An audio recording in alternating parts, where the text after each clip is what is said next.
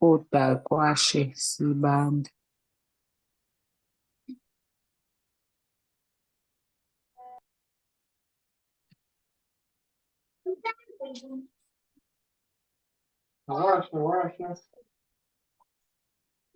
Washa. Sana.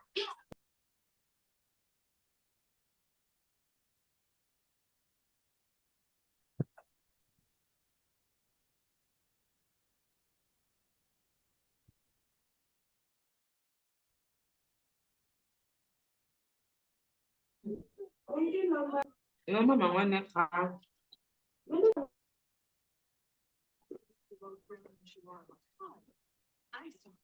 Is my attraction of mind behavior not up to your standards? Why don't you do something? Right from hoarding like a rodent. It's called.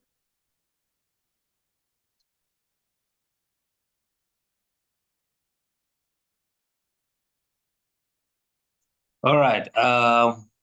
Good evening, everyone. Welcome to another introductory lecture for statistical techniques. So I'm just hoping that I'm audible. Please, if I am maybe audible or not audible, can you just give me feedback so that I will be okay? So I'm seeing someone is giving a thumbs up, so I'm assuming that you guys you can hear me properly. All right, thank you. So guys, I would really appreciate if you can mute your mics, right? If you can mute your mics, I would really appreciate. Because what happens is when we are having a lecture and your mic is on, right? There might be some background, noises that may come up and they may disturb, the lecture. Just mute if maybe when you have when you have a question or something like that. All right. Remember, guys, from last week, I think maybe I'll have to reintroduce myself again, maybe for the sake of the other guys, maybe that were not around, that are coming through, today for the first time. So my name is Kuda. You can just call me KD because everyone at work, they just call me KD. So I'll be the one that is going to be taking you for statistical techniques, and I'm the one that is also going to take you for information management. So last week we just had, a brief intro where I was just telling you what we are going to cover. So today we are going to delve into the slides themselves, right? So I'm gonna take my first slide today for stats, and tomorrow I'm gonna use the first slide that I normally use for information management. So I try by all means to make these lectures as interactive as possible. you have to feel free, right? I normally, tell the guys that come through, you have to be free, to unmute at any time and ask a question. You don't have to wait for the end, or you don't have to wait until the session is at the end so that you can ask a question, because sometimes your question might be burning, maybe regarding something that I'll be explaining at that particular moment. So would rather address the issues while they're still what there's this African guys, please, may you kindly mute yourselves. All right, just please mute so that if the background sounds that come up, you won't have issues. All right, because I'm seeing there are some people that okay, all right, thank you, truly appreciate. All right, so so I was saying that we need to be talking about we need to address those issues while they're still what. All right, okay, so let me share the slide that I'm going to be that what we are going. Today is just a brief intro. All right, so it's just a brief intro. All right. All right. Okay, perfect. All right. So today is just like a brief intro also of states, right? For a bit of theory, and then we get into calculations. So I'm going to dedicate like the last one of the last what do you call it, last sessions that we're going to have before we write exam. I'm going to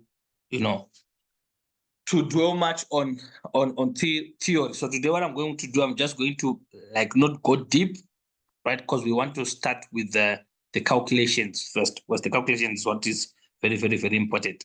These guys, they rarely ask, the theory. So that's, I want to focus on the theory part at the end. And don't worry, it won't affect any units that have calculations, right? So these guys, they made their units such a way that they don't affect one another. So you can start with any unit at any time, and it won't affect the flow of the module. All right. So now let's see what we are going to talk about today.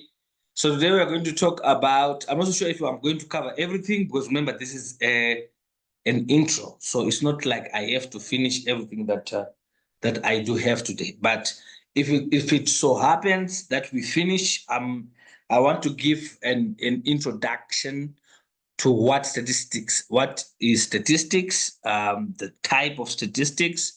Then we get into background for the first calculation unit, the unit that is called calculations. So I'm just going to lay a bit of background, and then we get into the calculations. So don't worry, like I said, I know people that came through this lecture. Some of you guys, you never had background of statistics, so I'm quite aware that some of you guys, you don't know these things. It's one of the first times you're meeting statistics. So I'll try by all means to, really explain, right? So that you can grasp the concept. So let's start by defining what statistics is. So statistics is all around us, right? Especially, guys that are working in the business world, right? So as long as, at your workplace, you are surrounded by, or you see figures here and there, probability that it's statistics, it's very, very, very, very, very, very high. So when you're in business, right, and you're talking about, let's say, your income, your profit, your turnover, your levels of production, your forecasting, and things like that, right? So basically, that is statistics. So generally, statistics, it's a way that is used, let's say, to interpret certain, let's say, let's take for an example, income and profit, all right? So people, let's say they've had a board meeting and they're giving, let's say, a feedback, right? Maybe to the board of directors, or maybe to the managers, to see if maybe, let's say, for the past 5 years, they were operating at a profit or whether they were operating at a loss. So obviously things like that you can't explain with your mouth, right? That's where statistics comes in. Don't worry about it, like proper definition, because you are not going to be asked that, because this is a multiple choice. So they'll ask you calculation. So I'm just trying to give you an example where statistics comes in. Why is it relevant for people that are doing business management, right? So now you need to explain to the people, right? Were you operating at a profit? Were you operating at a loss? So it's not something that you can come and say, we have been operating at a profit the past 5 years. There has to be proof, right? So what you would do now is you're going to gather the data, right? So for the past five years, you're gathering the sales you made for each month, and then you calculate the profit that you made for each month, and then you use statistical analysis, right, to show whether there was an increase or a decrease, whether there was a profit or a loss. So now statistics is used to interpret, right, certain variables in business, right? So you can't say in the business realm, you can't say we have been operating at a profit and loss with your mouth. You need to prove, and that proof now, that's where statistics comes in. The numbers that you make, those are the ones that you use now. Let's say to the board of directors, you can see from this table, you can see from this graph, you can see from this analysis, right, that the figures were going up, the figures were going down. So now you are showing them the proof using the numbers. So that's the real essence of why statistics is very, very important for managers. All right.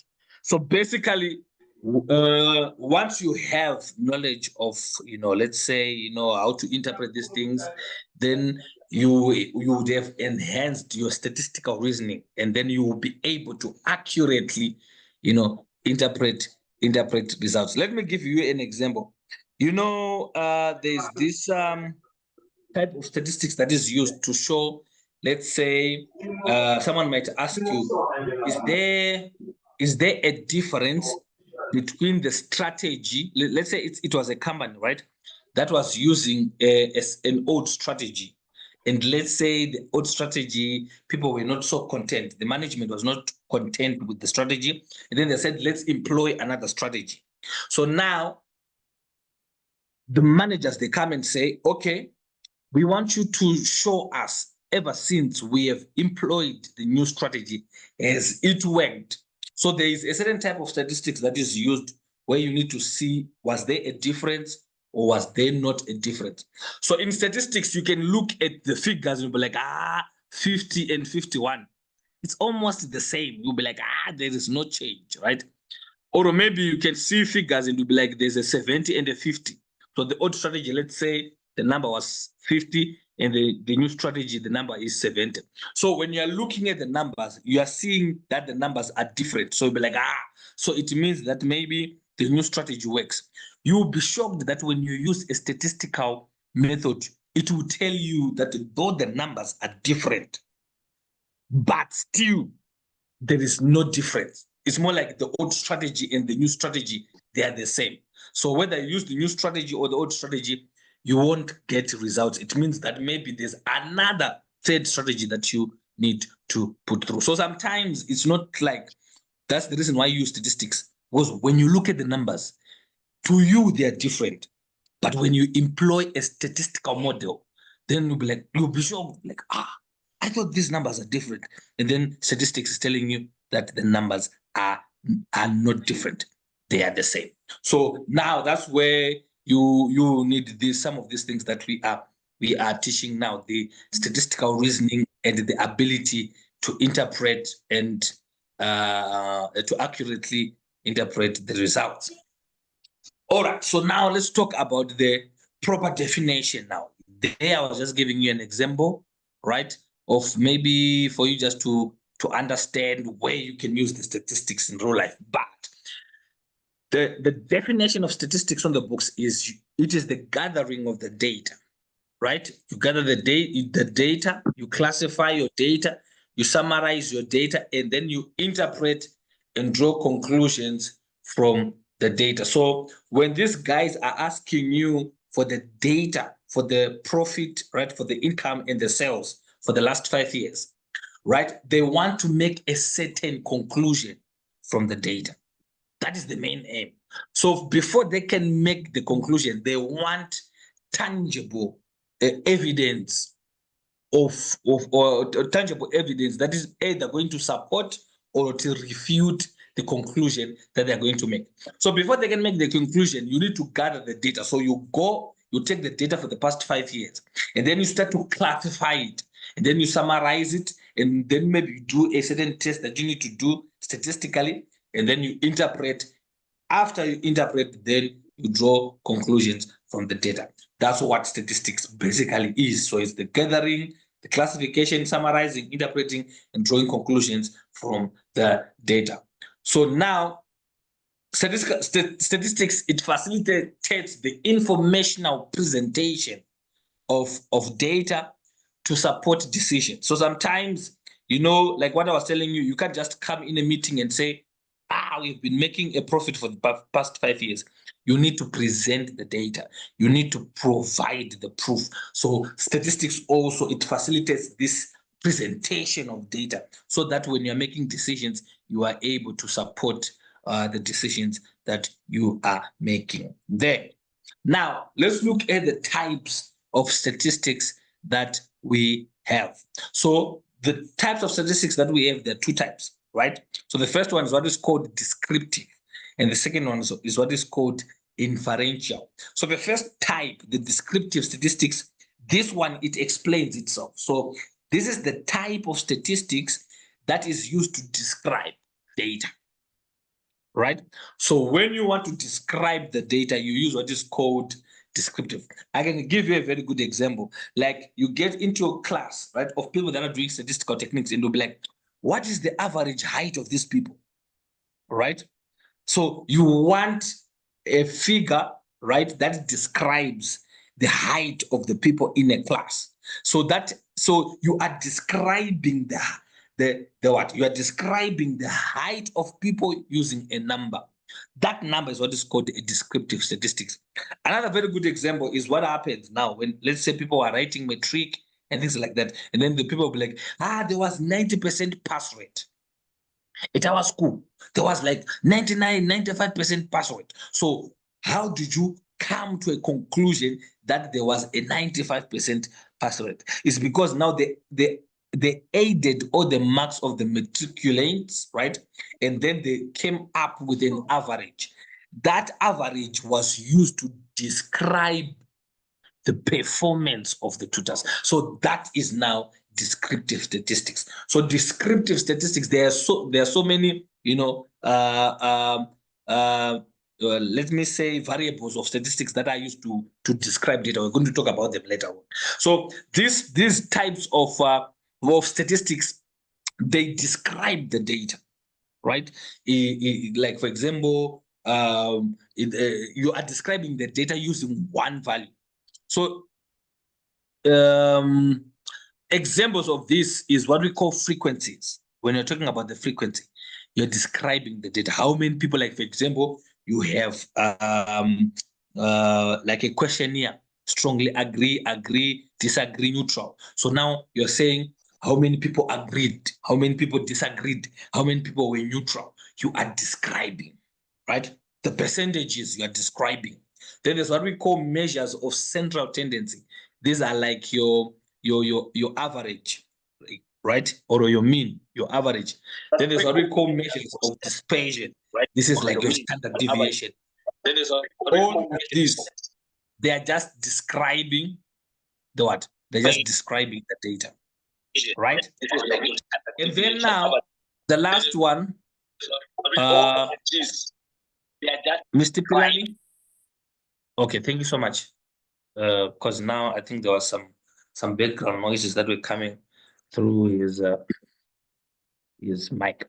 Now, another branch of statistics is what is called inferential statistics.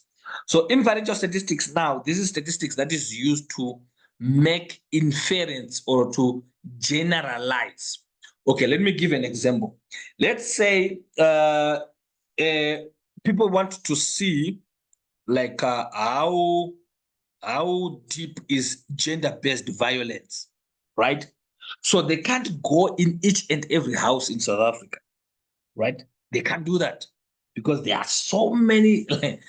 There are millions and millions of people, so that you won't be able to finish you won't be able to finish that study. So what they do is they look for a place.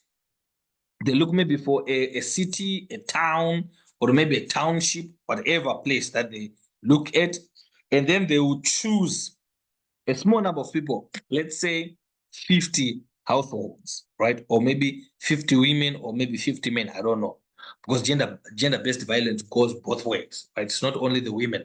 There are some men also that suffer, from GBV. So basically, let's say they go, to 50 houses, right? Then they start to collect the data to understand, all right, to what extent, right, is this GBV in this area? So let's say out of 30, right, let's say 10 households, right, there is GBV. So what they're going to do is they're going to infer. They only did 30 houses, but the conclusion that they will make, they will generalize it to the whole population of South Africa. So even if it was 10, it doesn't mean that in each and every city, right, it's going to be 10, 10, 10, 10, 10. No, right? But here they're just generalizing based on one sample that they've taken. So they've taken a sample from a certain city, from a certain town. Now they are generalized. So some of these statistics that you see, GBV, like the percentages like this, it's not like they went to each and every house, right, to check, but they just measured it from a few houses and then they generalized it to the public. So that type of statistics is what is called inferential statistics now. So those are the two types. That's what you need to understand. We've got descriptive statistics and we've got inferential statistics. So the units that we're going to cover in statistics, they are grouped into this. So there are some units that are going to talk about descriptive statistics, and then there are some units that are going to talk about inferential statistics there. All right. Okay. So now let's come to what we call data presentation, right? So the information that is obtained from a statistical analysis is meaningful to business managers only when it can be interpreted and communicated effectively and concisely. So even if you do a statistical analysis, even if you are so good at doing the analysis, if you are not able, one, to interpret it, and two, to communicate it, then you are wasting your time, right? So you must be able to interpret the data. What does it mean? You did the analysis, you got the data. What does that mean, right? Then the second thing, remember, you are in a board meeting. You want to show them, right, whether you were operating at a profit or a loss. So you need to communicate, right, that information that you got from a statistical analysis. So this figure means this. This table represents this. This graph, it shows 1, 2, 3, 4, 5. So you need to be able to interpret and to communicate, right? So now, when you are communicating this information, this is where data presentation comes in now. So there is a certain way that you need to convey that information depending on what information or what type of information are you conveying, right? So like generally people, they use what we call tables and charts, right? But you need to know, where do you need to use a table? Where do you need to what? To use a chart, right? So you use tables and charts where you want to convey information more vividly and quickly than a written report. So it's not always that you need to convey information in a written report, because remember, a written report, it might be paragraphs and paragraphs, and people, nowadays people, they don't like reading, right?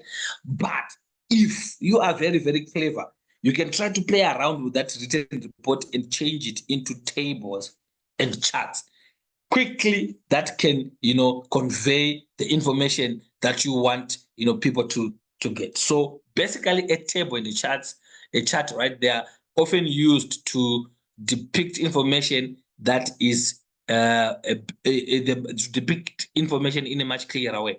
Let me give you an example like this. So this is the beauty of using tables. So here on the left side here, right? Here on the left side, let me see. Here on the left side here, you can see, I'm trying to draw a line so that you can see what I'm talking about here. You can see that this paragraph is talking about some information. I'm even feeling lazy to read this. I'm like, what is this, right? But believe it or not, this same information on the left side is the same information which is on the right side here. So both information is talking about the rank of university research libraries, right? So this one it's talking about this in a written format, and this one is talking about the same information but in a table. But can you see that by just looking at this table again, like, okay, so Harvard is number 1, University of Connecticut number 50, Massachusetts Institute of Technology MIT 73, right? And that university at 81. I can be able to interpret this in just a couple of seconds. But I can't do that on the left side, though it's the same information, because now I have to read everything from the beginning to the end in order for me to understand what this information is. So that's what we are saying. It depends with the information that you're getting, but it's easier to use tables and charts if you want to depict information in a much clearer way. That's why you see some of you guys, if I don't know if you do presentation at Mancosa or even at work, don't put too much like paragraphs, don't put too much text, because people don't read. Try to find a way, right, to put it maybe, like, let's say in an animation, or in an illustration, or in a table, or whatever, so that it catches the attention of the people. All right. So now let's look at the other types of other types of presenting data. So you can present data in form of a table. So let's look at the type of tables that we're going to be dealing with in this module. So the first one is what we call a frequency table, right? So what a frequency table is, it shows the number of occurrences of a variable falling into a specific range or category, right? So let me explain this definition by this example in your study guide. So let's say there's a group of 47 males, right? And their ages are what? They are varying. So 12 out of 47, their age is between 20 to 29. 13 of the 47, their ages are between 30 to 39. 7 are between 40 to 49. 8 are between 50 to 59. And then the rest, they are between 60 to 69. So what a frequency table is, you are just grouping. You are grouping items that have got a common, that fall into a common range or into a common category, basically. So what is happening here is, we are splitting these 47 males based on where their age fall into. So we've got intervals, right? So the first bundle is 20 to 29. The second bundle is 30 to 39, 40 to 49, 50 to 59, 60 to 69. Then we ask ourselves, out of 47, how many males have got an age that fall into this category there? Is 12. So what we are doing now, we are grouping. We have grouped these males based on the age group that they fall into. Then we group again another set of males based on the age group that they fall into. We group another a group of males based on the class that they fall into. So basically, when you want to group your information or your data, then you use what is called a frequency table. That's why we are saying a frequency table. It shows the number of occurrences of a variable that falls into a specific range. So as long as these occurrences fall into a specific range, so they will be grouped together, right? So it's more like when people get into a class and people are grouped based on their ethnicity, right? Or are they black? Are they white? Are they colored? Are they Indian? Are they Chinese? And things like that, right? So that's the same thing, right? In statistics, you're trying to group them using, let's say, a common factor that they have, all of them, right? So that's what a frequency table is. So the beauty of using frequency table, right, is because you can come up with information very, very quickly. Like, for example, you can tell which age group has got a large number of people, right? So you can see, okay, so an age group that have got a largest number of males is 30 to 39. So you can say the majority of males, they are young, right? Because their age is below 40, right? So you can see, okay, so 13 has got the highest. And then if we add 13 and 12, you can see that these two ages are below 40. So the majority of the males, they are young people.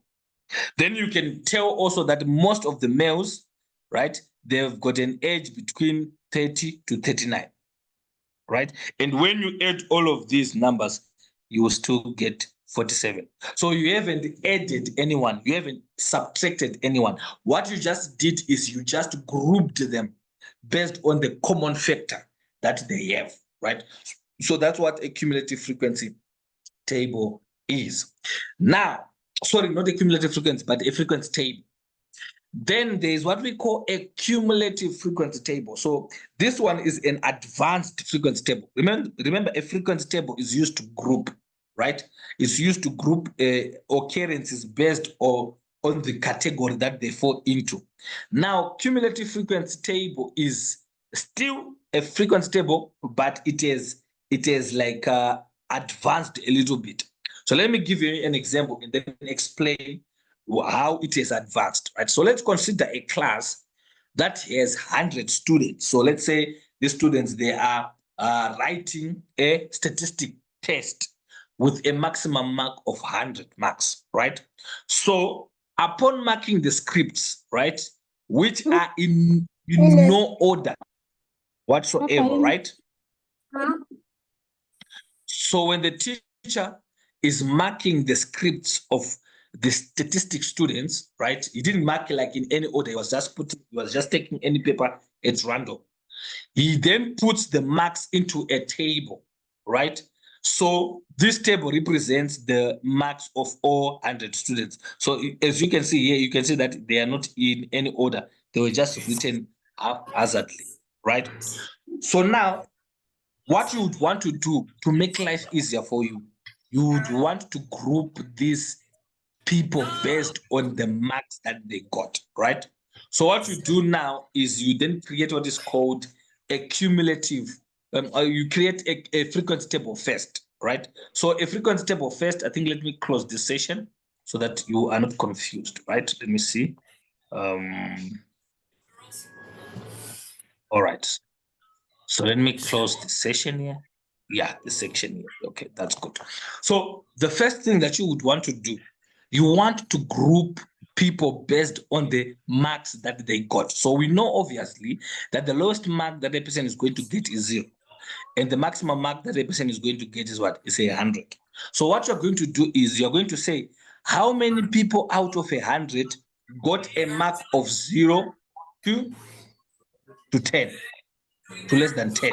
So what you do, right, is you come and you start to check how many people have got marks between 0 to 10, right?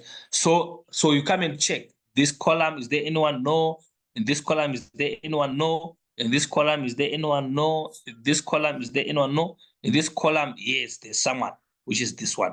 Then you continue to check if you haven't left anyone. But in this case, it's only one. So out of 100 of students, right, only one got a mark between 0 to 10. Then you go to the next category, which is, let's say, 10 to 20. How many students got a mark between 10 to 20? And you see that it is 2, right? Then you go again to 20 to 30. How many students got that the mark in that range? You see that it's 5. So what you're just doing, right? You're not adding any other student. You're not subtracting any other student. But what you're doing basically is you are grouping these people based on a category of marks that they got, right? So what you see is if you add all these numbers here, right, you see that it will still be 100. But what you just did is you just categorized them, and then you can see, oh, okay, so most of the people, they got 50 to 60 because of this highest number, which is 34. So you got like 34 students, right, which is the highest number of students. Is they got what they've got marks between 50 to 60. So this is how you group them using a frequency table. So now what a cumulative frequency table does now is that you want to okay, let me remove this red thing. All right. So what you do now is you start to add this. So this will be like the frequency, and this will be the class. So you start to add the occurrences or the frequencies together, right, to form what is called the cumulative frequency or the cumulative occurrence. Remember, cumulative, you are adding. If you are saying cumulate these things or cumulate that, whatever, you are just saying add. So what you're just doing, you're just adding these frequencies together, right? So what you do basically is, for the first class, which is this one, right, you will say that 0, which was, let's say you start with 0 because there is no previous class before this one, because that's the first one. So since there's no previous class, you say 0 class before it.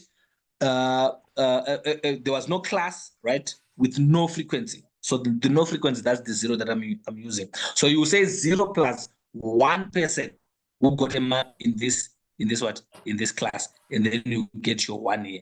When you come to this entry here, you will say you add all the frequencies of this class and all the classes before it.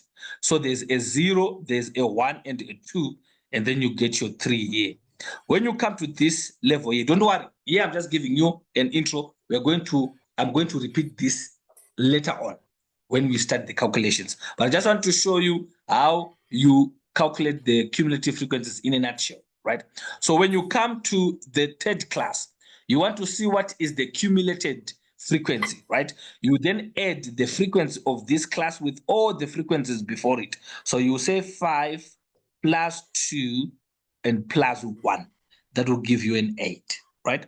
When you come to the fourth class, right, for us to get this figure, you will say 6 plus 5 plus 2 plus 1, right? Then for the next class, that's the same thing. You add this with all these classes before it, and then you get 43. That's why you see at the last class, you will see that the value is 100 because there were 100 students. So if you add this one and all these classes, they must give you the final number of people that wrote the examination. So there's a certain place where you are going to use this one. It's very, very important, especially when we are going to do calculations of what we call measures of central tendency. So it's very, very important to know how to calculate the cumulative frequency. So for now, even if you didn't understand, don't worry. I'm going to repeat this when we start the calculations that really need us to do this cumulative frequency. But basically, that is the difference. So the difference between a cumulative frequency table and the frequency table is the frequency table only has an interval and an occurrence, or what we call a frequency column.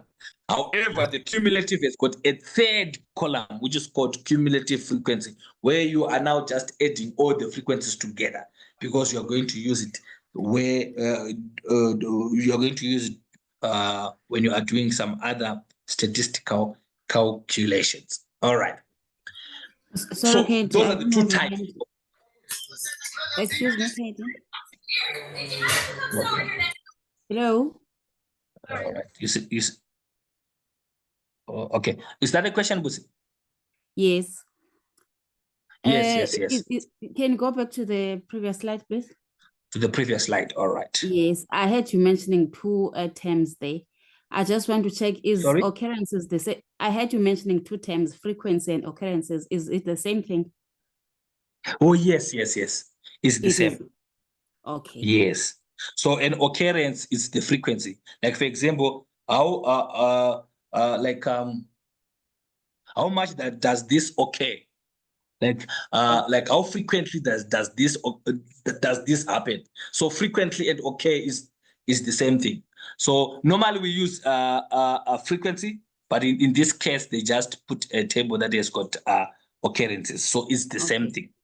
Don't be confused. Thank you so much for asking that question. I know it really helped someone who might have had the same question. All right. So those are the only two tables that you need to worry about now, right? The other tables that we're going to meet are just normal tables, but for now, these are the two tables that you just need to know, right? Now, remember we said there are two ways of showing data more clearly. You can use a table or you can use graphs, right? Graphs and charts is the same thing, right? So now let's look at the charts and the graphs that you are going to be you'll be going to be using, especially in this course. So a table, right, is a useful way to present detailed data, but there is a downside of using a table. A table sometimes cannot show it cannot show a dominant feature or a trend. So let's say you want to show whether for the past 5 years you have been operating at a profit or loss. You can't see that from a table. Especially, let's say if a table has got like 100 entries. If it has got like 5, 6, you can tell. But if it has like 100 entries, you can't tell whether it's increasing or decreasing, right? So let's say now you want to show a dominant feature. You want to show a trend. So that's why I was saying you need to know what you are showing, and then it will tell you what type of presentation are you going to do, right? So if, let's say, people want to see whether there was a growth or loss, that's a trend. So obviously a table does not show that. You don't put that information in a table. So you will need a picture, you will need a diagram, you will need a graph, you will need a chart, which will show, right, a trend, or maybe you want to show people where you reached your peak as a company, right? Like this year, that is where we reached our peak, right? So obviously you need a diagram that shows, okay, this is where we are starting, and then we reached our peak at this point. So it is a graph or a chart that brings that up. So now, knowing that graphs and charts do that, there are still many different types of graphs that you can still use, depending with what information that you want to portray. So there's what we call a line graph, right? Where you just draw lines. There's what we call a bar graph. And then there's what we call a pie chart, right? So let's look at each and every one of those. So a line graph, when you want to show trends, right? It is very, very, very, very good to use what we call a line graph, because it can show you like a line of a trend, or what they call a trend line, right? So let's look at this example. So this is a company that has been operating, I think, for like 6 years. And these are the respective profits for those individual years, right? So when you're just looking at this, you can't tell whether there's a profit or loss. Of course, you can see that it started at 78, going to 16, but it's because the numbers are just falling, as you can see there. But like I said, if it is a table that has got 100 entries, sometimes it may not be that much obvious. So if you want to show whether there was a profit or loss for this couple of years, you depict the same information but in a graph. You see that this is the same information, but you can easily tell, okay, so in 1997, we were up there. That was the profit. But in 2002, oh, yeah, we have been losing a lot of what? A lot of money, right? So you can easily tell from a trend line, right? Because remember now, this is a trend. It's going in a downward direction. But you couldn't tell it on a table. So that's why I was saying a line graph. So line graph now, you are just having points there, and then you just connect the points with a line. So that is normally your normal graph, the normal graph that you know, right? If you did anything that involved graphs before.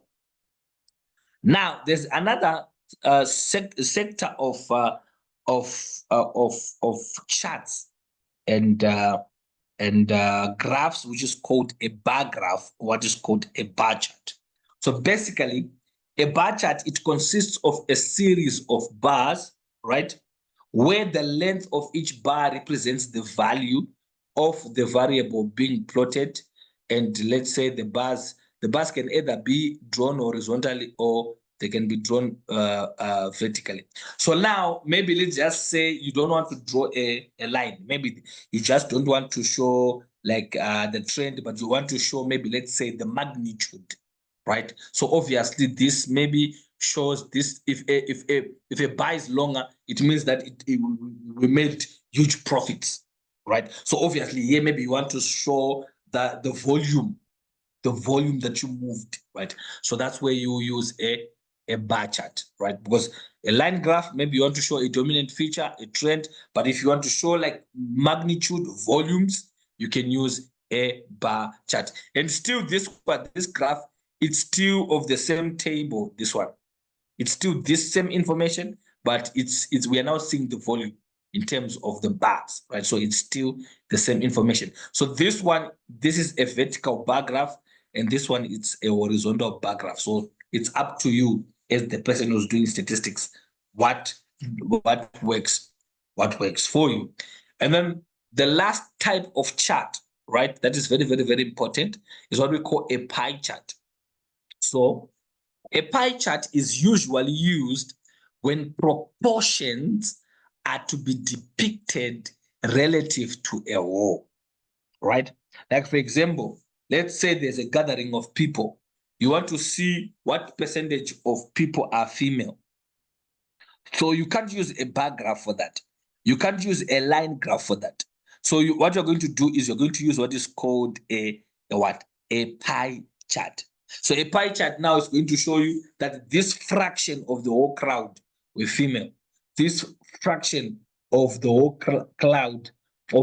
crowd was what? Was male. And maybe this fraction of what?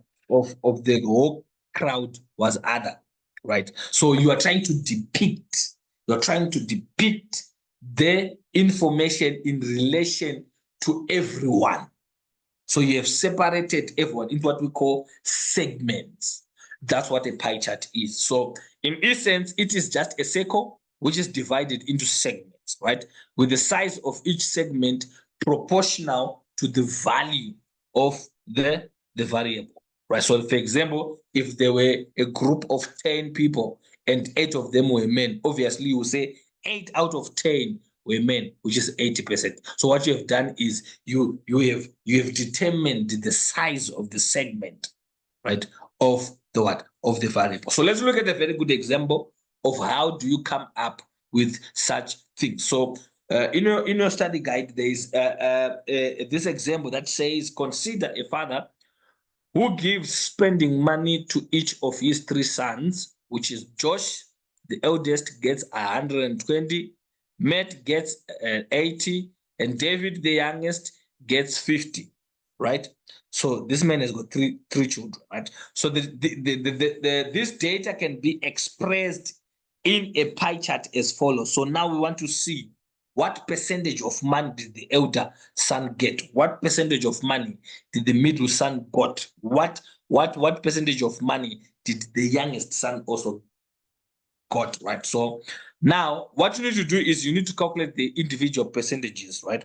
So what you need to do is you need to add all their monies together. So you say Josh got 120, and then you add it with the one that Matt got, which is 80, and then you add it also to the one that David, the youngest, got. So if you say 120 plus 80 plus 50, you get 250. So all in all, the father spent 250 rands on his children, but he did not give them equally, right?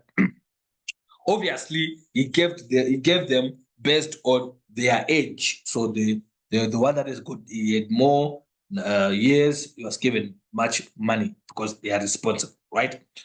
Now, we want to see in terms of proportion, how much did Josh got out of the full amount that the father spent on the children? So we know that Josh got 120 rent, and we know that the total amount that the father spent was 250. So we can say the percentage of the amount of money that Josh got was 120 over 250 by 100, it gives you 48%. So this is the section here of Josh, which is a bit light brown there. So out of the full amount of money, Josh almost got something which was close to 50%. You can see that this whole segment here is almost half. It's not half, it's almost half. So you are actually seeing the amount of Josh pictorially, right? The same thing with Matt, 80 over 250 multiplied by 100 gives you 32%, which is the one in yellow or orange there, right? And then David, 50 over 250, that's the last one, the smaller one, that is in dark brown there. So that you use now pie charts when you want to depict, right, proportions in relation to the whole. So you just divide, the whole data into segments, right? And then you say these guys, they got this. It's more like when you buy. The reason why it's called a pie is because the American people, their pies are like pizza. They are like secular, right? So normally they cut their pies like they're cutting pizza. You see, when you buy your pizza will be in equal segments, right? Yes. So now that's why it's called a pie chart. If we I think now we could call it a pizza chart, right? Because it's almost similar to how a pizza is, because a pizza, it is one big circle, but now there are now some individual pieces or segments that make up the whole circle there. All right, so the last type of a chart also, which we're going to look at, is what is called a histogram. So a histogram, you can see that these are just bars, right? It's a bar chart. So this one is what we call a special type of a bar chart. So a histogram is a graphic display of frequency distribution using a bar-like graph. So if you have a frequency table, you remember a frequency table, let me show you. A frequency table, which is this one, right? If we want to draw a bar graph of this table, it's called a histogram. That's why you see it's still the number of males and age, right? It's 247.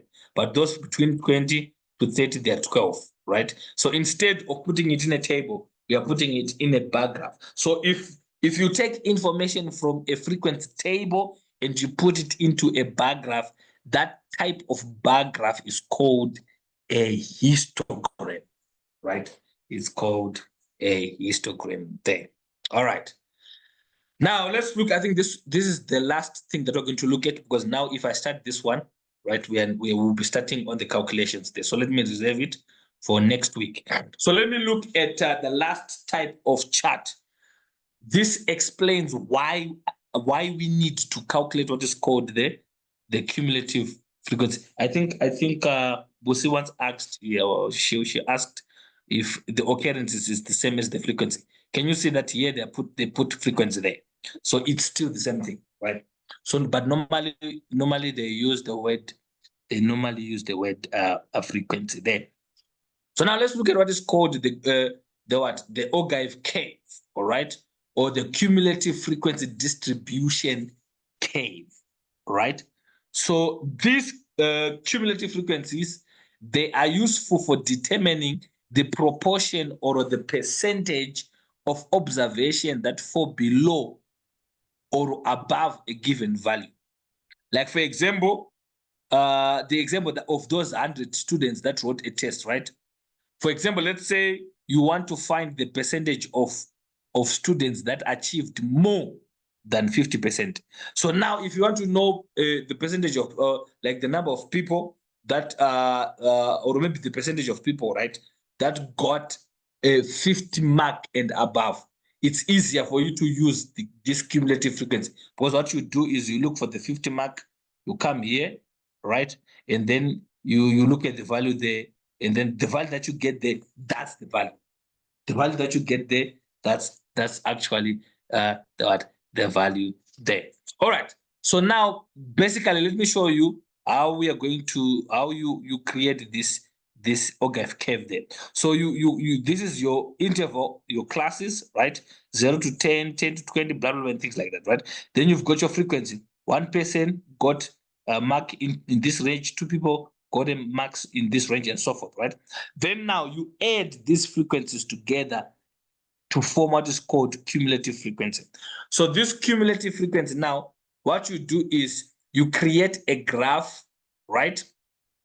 So let me try to okay, let me remove the things that are not important here. So let me do this also, and let me do this, right? So everything in red, when you're now creating the graph, everything in red is not useful, right? So when you're creating this graph, you use what is called a cumulative frequency, right? Which is this one. And then you use what is called the upper limit of a class. So a class, what you need to understand, I think I forgot to explain this, right? A class, what you need to understand is this interval here, it has two limits. It has a lower limit of the class, and it has what we call an upper limit of the class. So a lower limit for this class is a person that got 0 mark. And the upper limit for this class is a person who got, because remember, this is less than 10. So it's the person that got 9 out of 10, right? So here you can see this is the upper limit of the class. So that is the highest mark that you can get in that range. So a range of 0 to less than 10, the highest mark that you can get is what? Is 9. From a range of 10 to less than 20, the highest mark that you can get is 19. So the figures on the right side here under 2, they are called the upper limit of a class, right?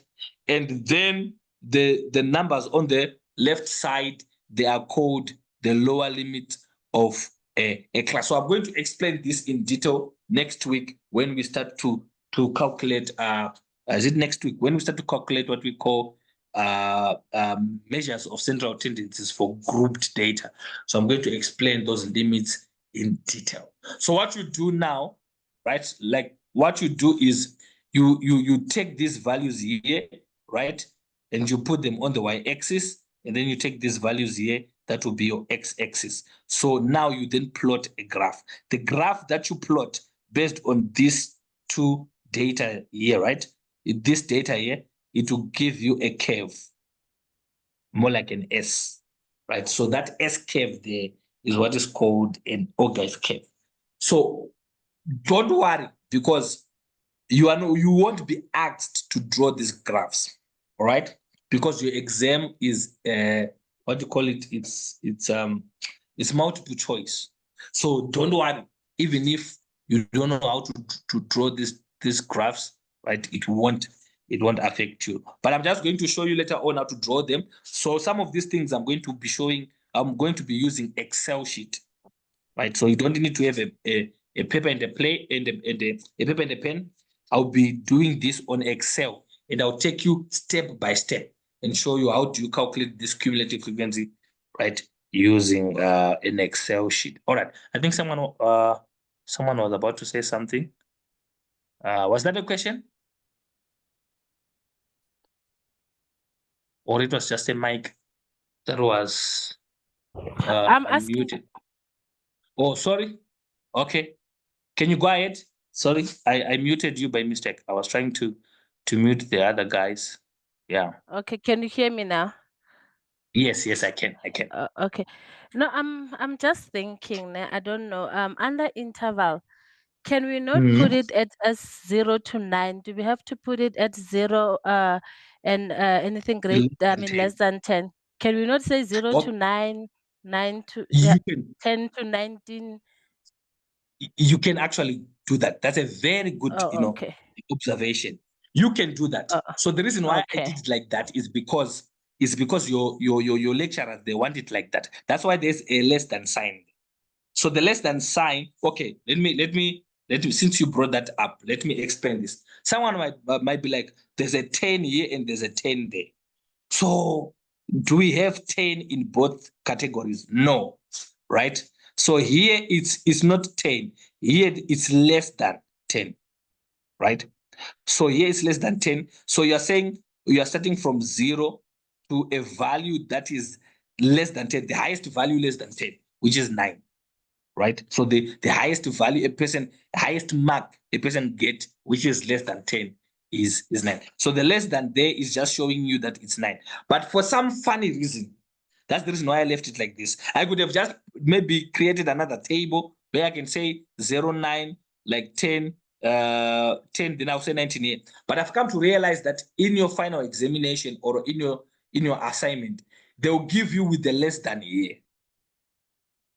So I'm leaving it like that so that you just be well acquainted to that. You just know that it's not a 10, but is the highest value in that category, but it has to be less than 10. But thank you so much for that observation.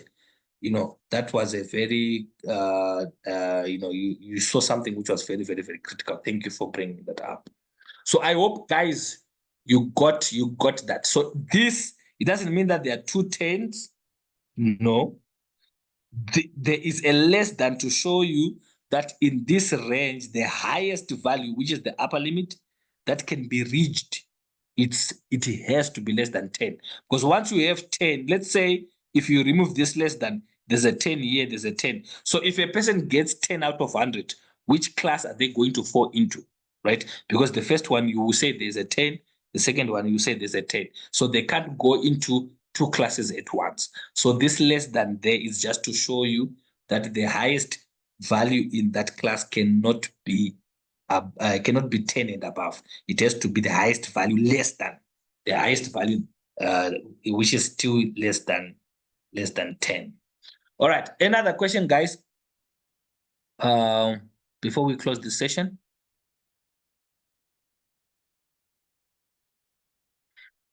All right, so today was just intro of the theory. So next week, that's where we're going to start. We're going to start the, what do you call it, the calculations, right? Let me remove this. So this is where it gets interesting. That's why I wanted to finish the whole to finish. I think the last lecture that I'll do, it will be theory, because the theory, that one, it doesn't come. Two, since it doesn't come, I don't want to put much of the attention there. I want you guys to master this module. If you didn't know, you can just go and maybe try to look for other people that have come through us. We have had students, right, who come through statistical techniques passing with distinctions, right? With distinction. You can even ask James for those testimonials, right? He can give you. And one thing that I want to guarantee you is, I know this course has got numbers, but it's one of the easiest course that you pass with a distinction on all the modules that you're doing now, right? This is a course where you are guaranteed a distinction. I know right now, as I'm beginning this course, you'll be like, are you not going overboard? You appreciate this statement when we get to the end of the lectures, where we will do a final a sample exam. That's where you will see that everything that I'll teach you, right? When we are attempting to do a past exam, you will see that you get everything correct. So once you catch all the concepts that I teach you in this module, and you properly grasp them, I'm telling you, you pass this module with flying colors, because we have seen that. Like I told you, I've been teaching this module for a very long time now, and this is one of the modules where people easily get distinction, let alone pass. Passing, you will pass, but this one you can pass with flying colors, with distinction. So please, I'll do my best, trying to show you how to bring out, the answers using the correct formulas, and also using some tools that will make life easier for you, to get correct answers. Because sometimes when you're writing on a paper, you can make mistakes. But if I'll show you how to calculate these things on Excel sheet, and also using some websites on the internet there, you get the correct answers all the time. So guys, thank you so much. I think for today, that's all. I wanted to show you that from next week, this is what we're going to be doing. We're going to go into the calculations. So this is going to be interesting, right? This is going to be interesting. So I'm going to be taking you step by step for those that are coming in. But as for tonight, that's all that I had. Thank you so much for coming through. For those that want to come for another intro for information management, please tune in tomorrow, same time. I'm going to do an intro using the slides, right? Using the slides. So those that are interested, you can come through. But for tonight, that's all. Thank you so much. Have a lovely evening. Thank you, KD. All right. Thank Good night. Thanks, Thank you, KD. KD. Good night. Bye. Thank you. Thank you, Kuda. Thank you. Bye.